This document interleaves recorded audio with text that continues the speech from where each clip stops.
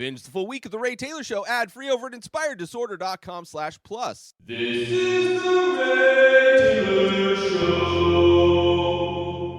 Welcome to Top 5 from The Ray Taylor Show, where each week I rank movies in a variety of categories, from franchises and subgenres to directors and actors. No film is left unwatched as I break down my top 5 picks. So join me every Sunday for new episodes and get ready to dive into the world of film with Top 5 from The Ray Taylor Show.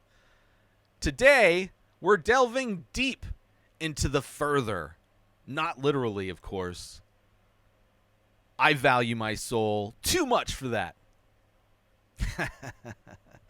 But we are diving into one of the most spine-chilling franchises of the last decade, Insidious. With haunting melodies, jump scares that make you drop your popcorn, and storylines that linger in your nightmares, these films have surely left an impression. From the mind of James Wan and Leigh Whannell, the Insidious series not only redefined modern horror, but also introduced us to the world of astral projections, creepy old ladies, and demons that look a tad too obsessed with Darth Maul. We've witnessed the Lambert family's terrifying experiences, explored Elise Raynor's haunted past, and jumped out of our seats more times than I'd like to admit. And while we have 5 films to rank today, yes, including the mysterious 5th chapter that has recently entered our realm, let me assure you, none of them have lost their touch to send shivers down our spines. Before we get started, remember, this is my personal ranking, so don't get too possessed if your favorite isn't on top. That was supposed to be a wink. But I don't know how to wink, apparently. But I'd love to hear your rankings on the comments below. And if you're new to this spectral journey, consider this your spoiler warning. Without further ado, let's venture into the furthers and rank, not the furthers, just the further, and rank the Insidious movies from spine-tingling to utterly soul-shattering. Lights out, everyone. Let's get started. Starting off, my 5th favorite film in the Insidious franchise is one. I love all these films, first off. They are all great. While I do have a clear ranking for all of these, I could completely understand how anybody could have any ranking of these movies. Because they are all fun. Some do different things, go different places, focus on different characters.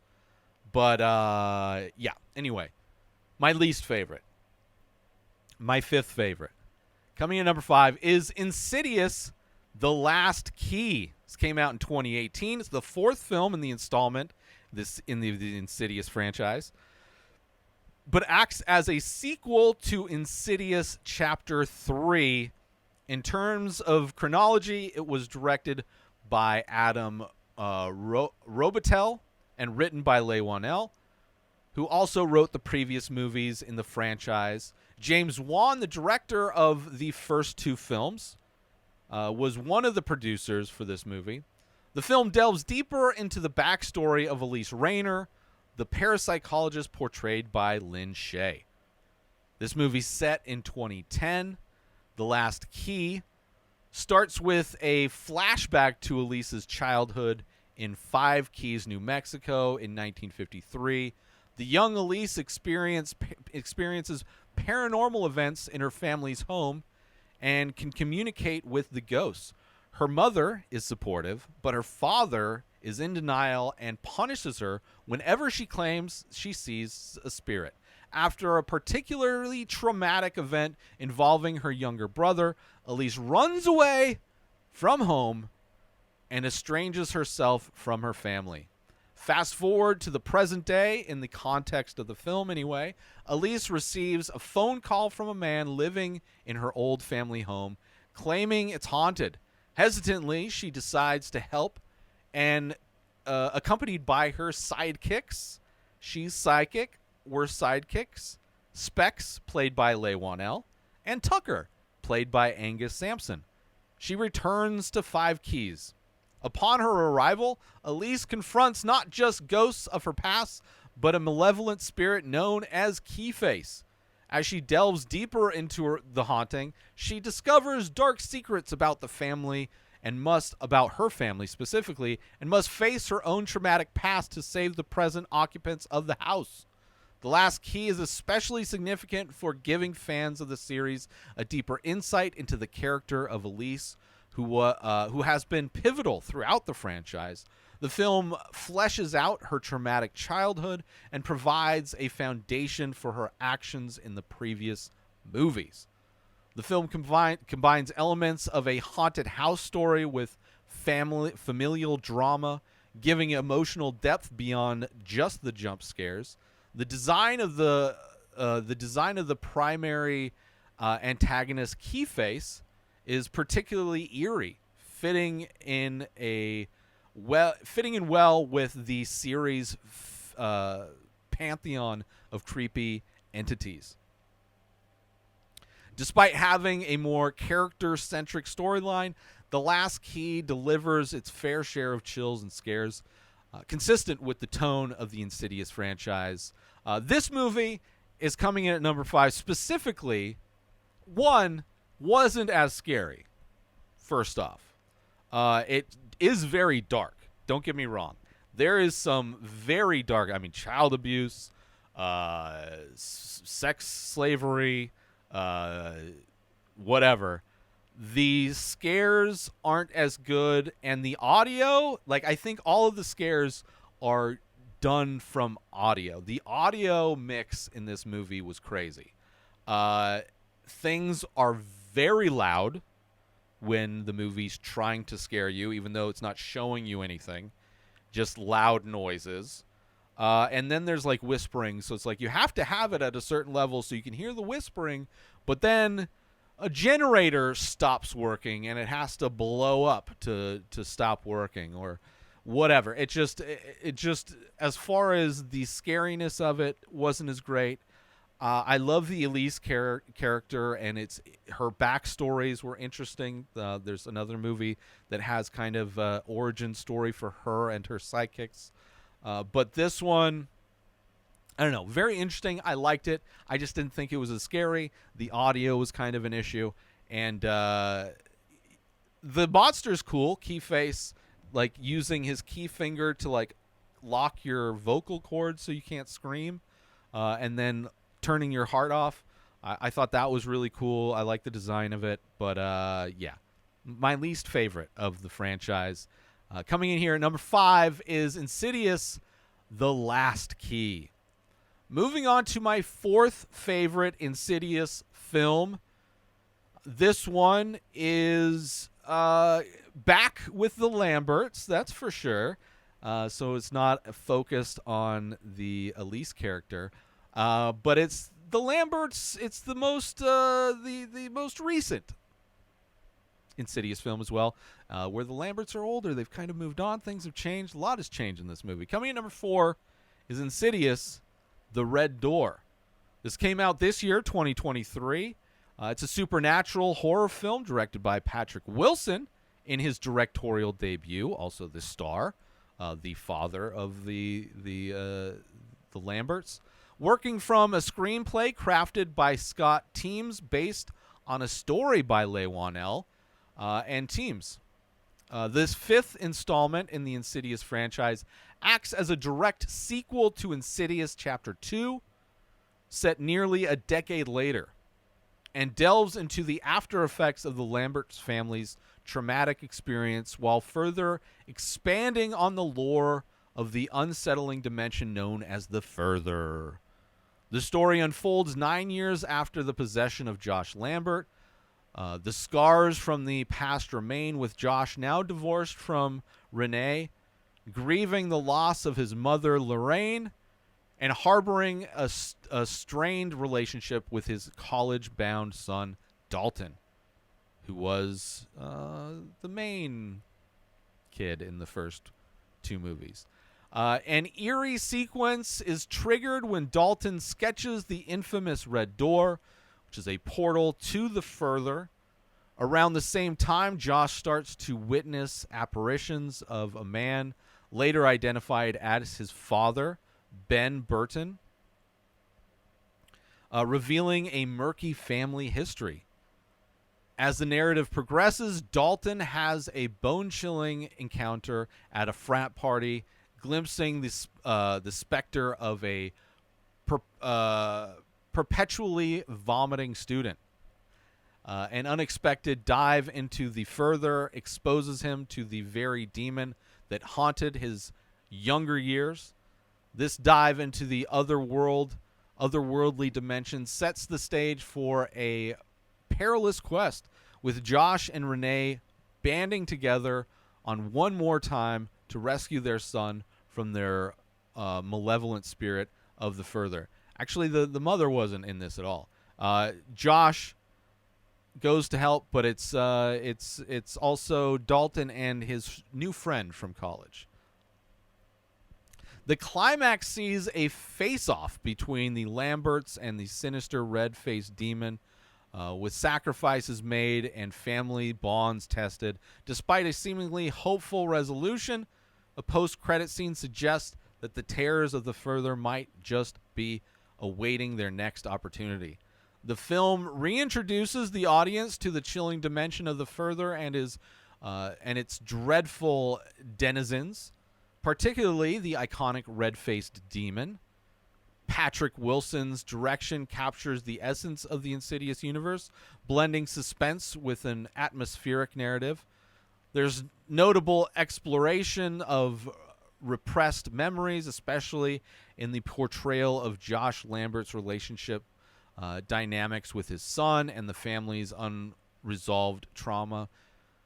New characters like Sinclair, Danielle, and Hayam Abbas add depth and fresh perspective to the storyline. The inclusion of digital age elements like YouTube offers a modern take on how information is disseminated in the universe.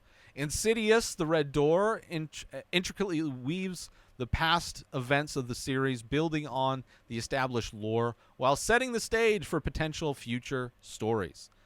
This one was a lot of fun. It's always interesting when there's art or an artist in a movie.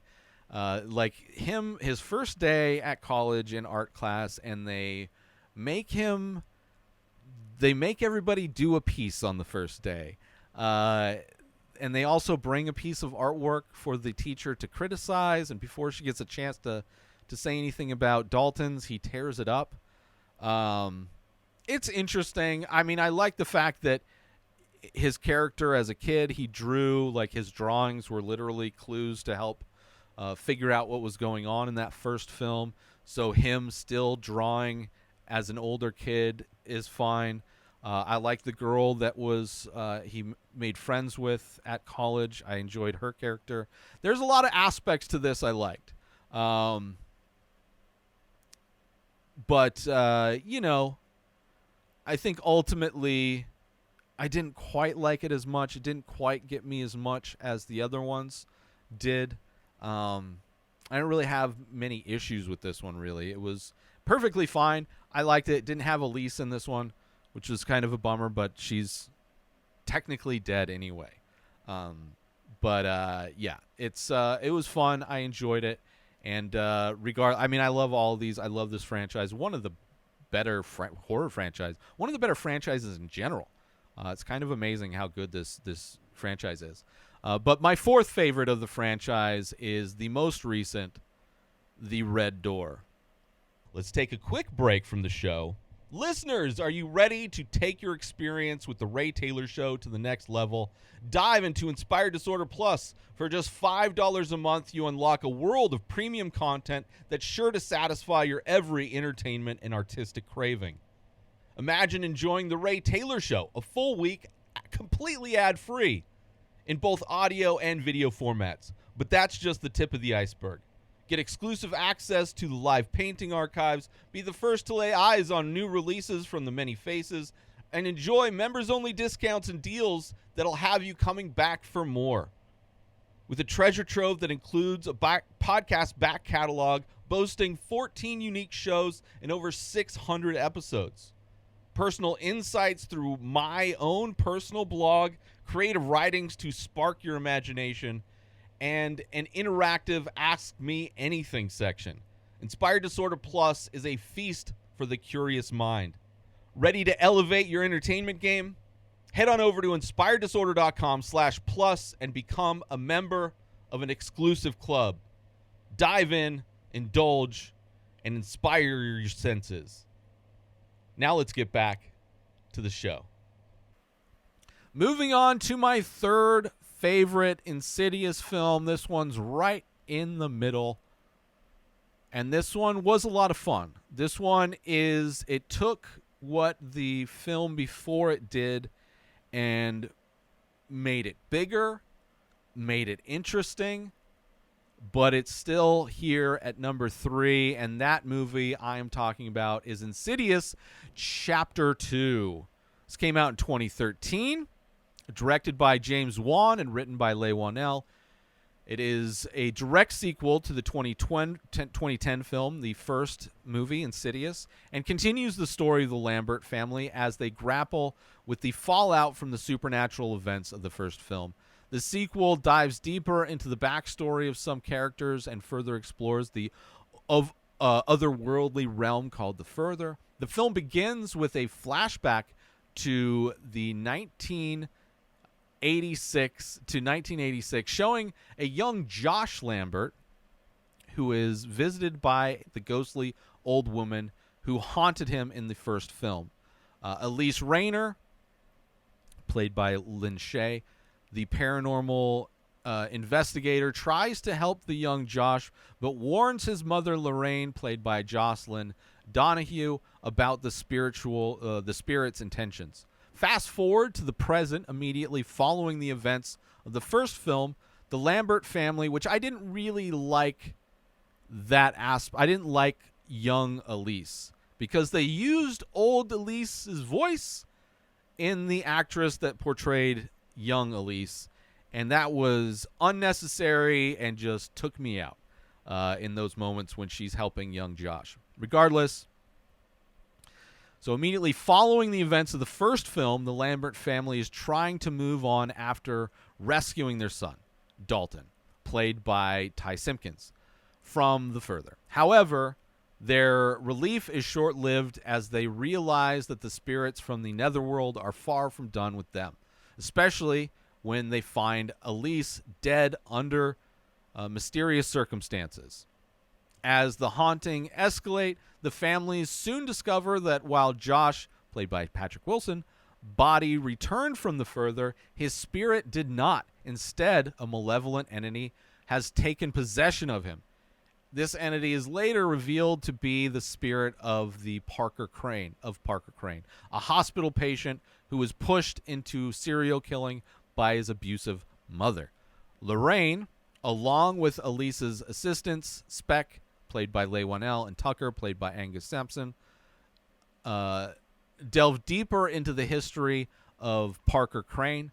They uncover the chilling past of a disturbed individual forced by his deranged mother to live as a girl named Marilyn.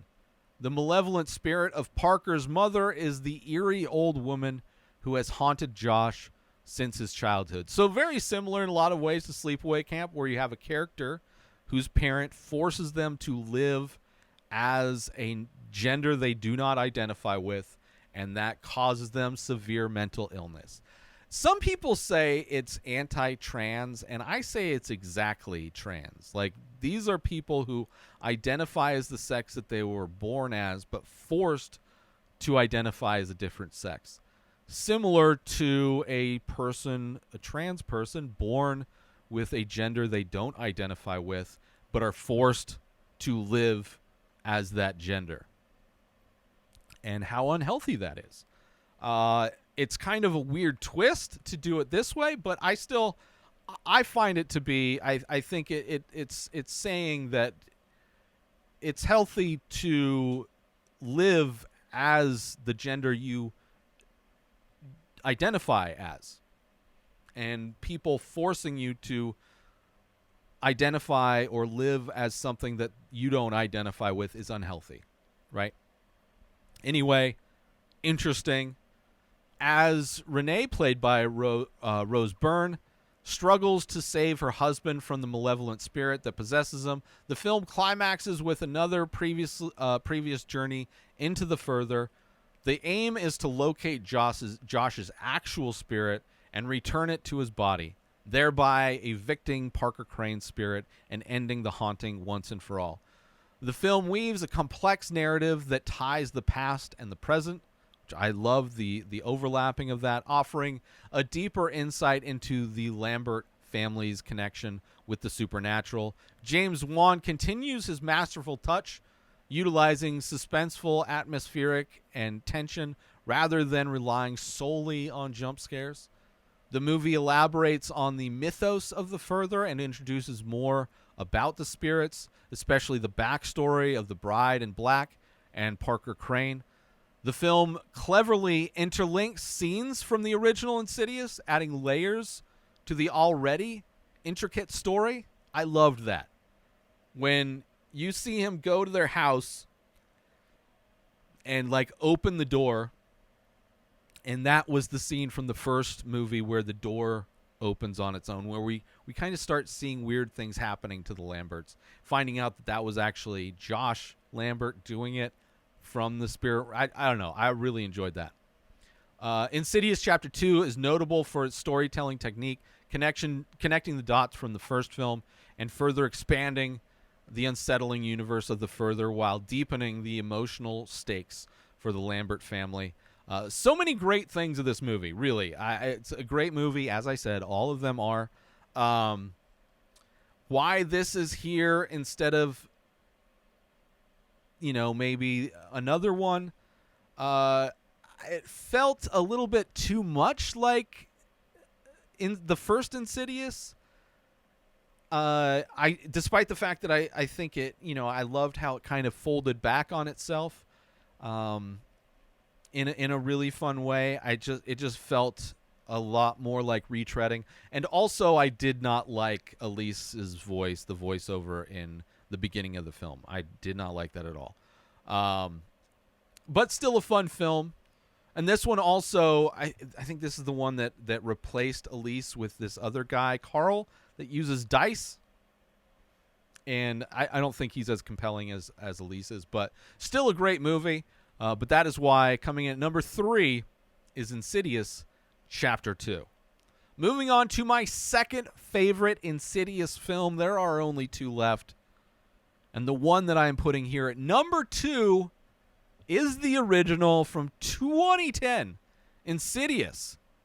This film directed by James Wan, written by Leigh Whannell, who also stars in the film as Specs.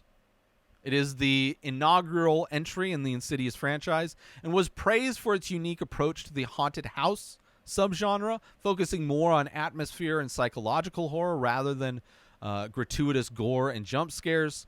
The film introduces us to the Lambert family, Josh, played by Patrick Wilson, his wife Renee, played by Rose Byrne, and their 3 children. After moving into a new home, they begin to experience strange and unexplained occurrences. Things escalate quickly when their son, Dalton, played by Ty Simpkins, inexplicably falls into a coma after exploring the attic and hearing strange noises. Doctors are baffled by Dalton's condition, and his body remains unresponsive. The eerie events in the house intensify. Renee becomes convinced that their home is haunted. In desperation, she and Josh decide to move, hoping a change in location will alleviate the supernatural events and help Dalton. However, the disturbances continue in their new home, leading them to conclude that it might not be their house that's haunted, but their son. They enlist the help of paranormal investigator Elise Rayner, played by Lynn Shay. Elise reveals that Dalton has the ability to astral project and has become lost in the spirit realm called the Further. In this ominous realm, malicious spirits seek to inhabit Dalton's vacant physical body. With the help from her team, Specs, played by Leigh Whannell, and Tucker, played by Angus Simpson, Elise attempts to rescue Dalton's consciousness from the Further. The mission becomes even more complicated when they realize a powerful demon depicted as a red-faced figure with sharp hooves also seeks to claim Dalton. The film culminates in a harrowing journey in the Further, where old memories are unearthed and dark entities lurk around every corner. The film redefined the modern supernatural horror genre by using suspense, atmospheric tension, and psychological horror instead of relying heavily on jump scares and graphic violence. Although there are a good amount of jump scares. The introduction of The Further, a dark, foggy Netherland, became a hallmark of the series, differentiating Insidious from other haunted house films. James Wan's innovative direction combined with Joseph Bishara's eerie score helped to create a deeply unsettling atmosphere. The film was made on a modest budget, but managed to achieve significant commercial success, paving the way for subsequent entries in the franchise.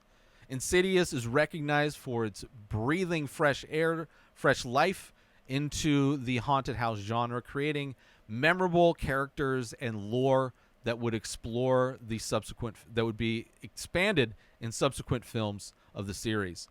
So many good things. You can tell this is low budget for sure.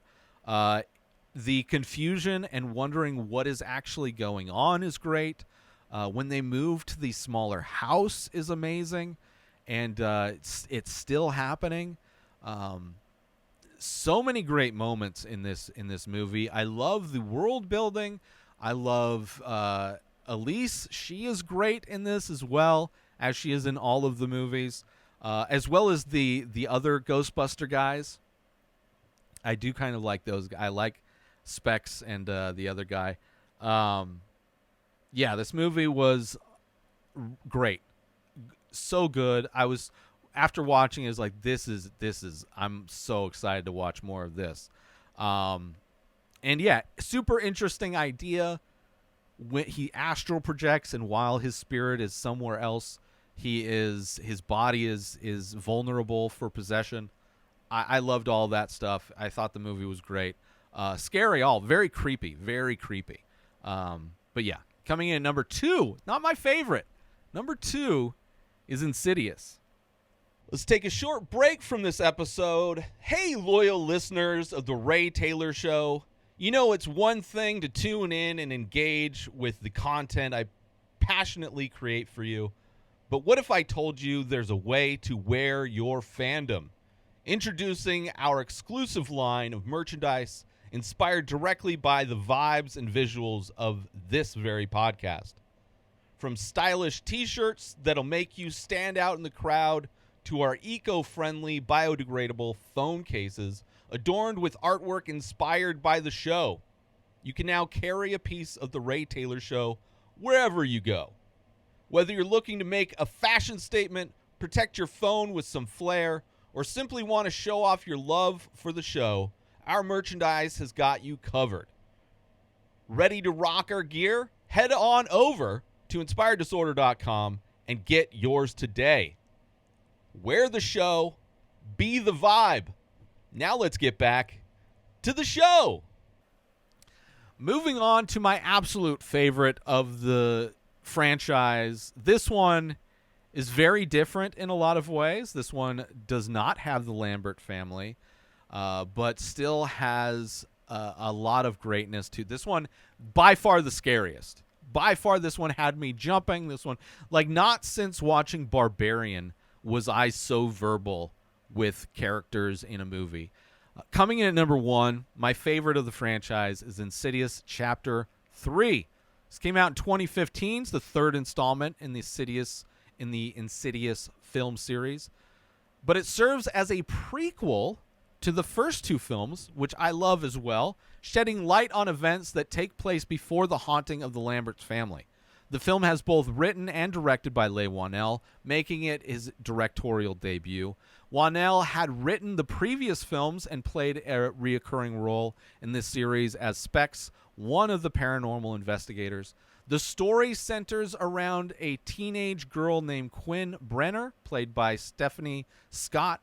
Quinn believes that her deceased mother is trying to communicate with her, so she seeks out the assistance of a retired parapsychologist named Elise Rayner, played by Lynn Shay. Elise is initially hesitant to help because of a traumatic event from her past involving a malevolent entity that threatened her life. Nevertheless, she agrees to try and make contact. During the session, Elise warns Quinn that calling out to one of the dead can attract entities that exist in the dark, malevolent realm known as the Further. Soon after, Quinn begins to experience terrifying supernatural occurrences in her apartment. After being hit by a car and confined to her bed with 2 broken legs, these events intensify.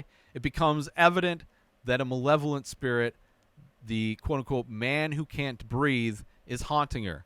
This entity once lived in the building and has sinister intentions. First off, it's amazing how many horror movies and franchises I love when they are set in apartment buildings. This one, Evil Dead Rise, the Paranormal Activity one, which there's one that takes place in an apartment building.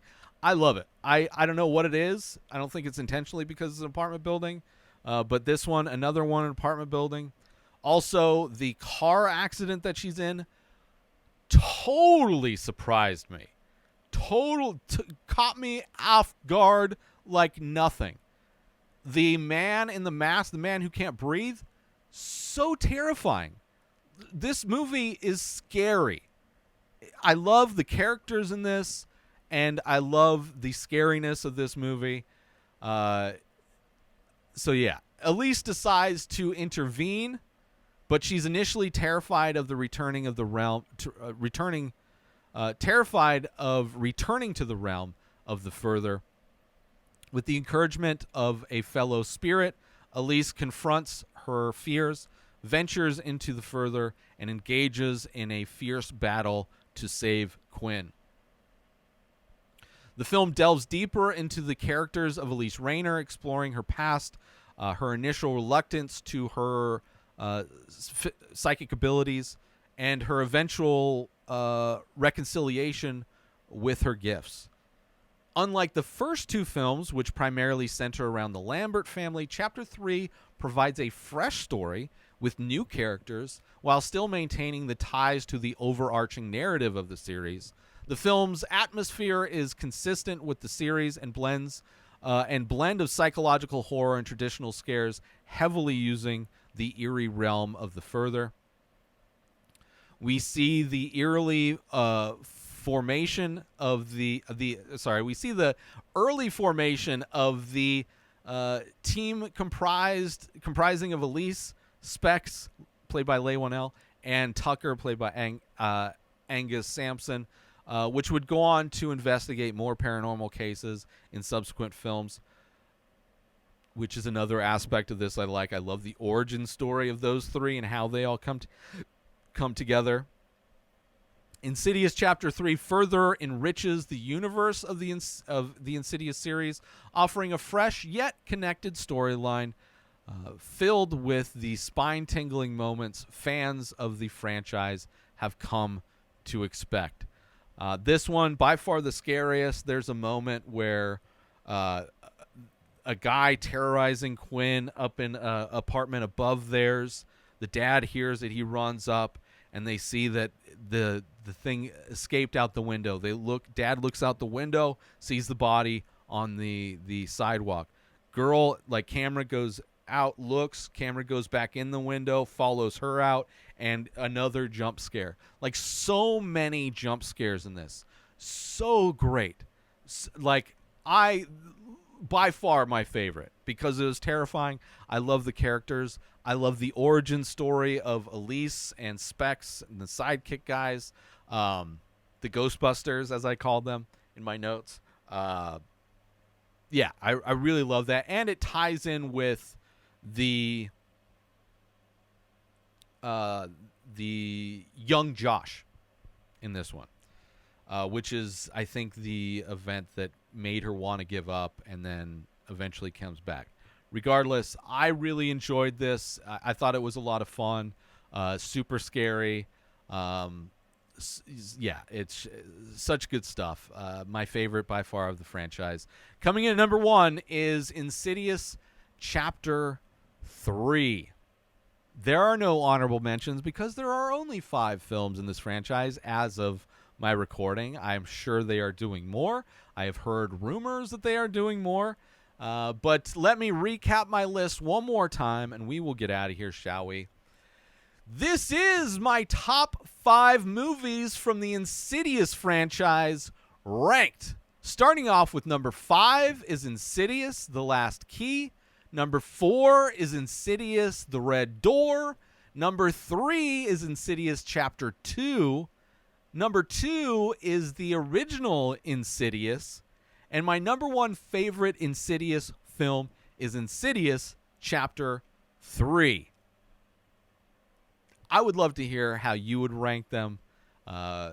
What's your favorite? What was your scariest moment? Thank you all for tuning in to Top 5 from The Ray Taylor Show. I do hope you enjoyed my ranking and analysis of my top 5 Insidious movies. Let me know how you would rank these movies. Are there any films I should reconsider? And join the conversation by leaving a comment or rating on your favorite podcast platform or over on youtube.com/inspireddisorder, where all these episodes are available in video. Don't forget to tune in next Sunday for an all-new episode. See you again next week for more Top 5. Subscribe to The Ray Taylor Show on YouTube and everywhere podcasts are found. Binge the full week ad-free over at inspireddisorder.com/plus. Purchase Ray Taylor Show merch over at inspireddisorder.com. Have a wonderful day, everybody. Peace out! Today is the day where you wake up and you realize that everything that you've been dreaming about, everything that you've been wanting, every goal and wish and hope that you've ever had can become real. Dreams can come true. What you manifest in your mind, you can bring to reality.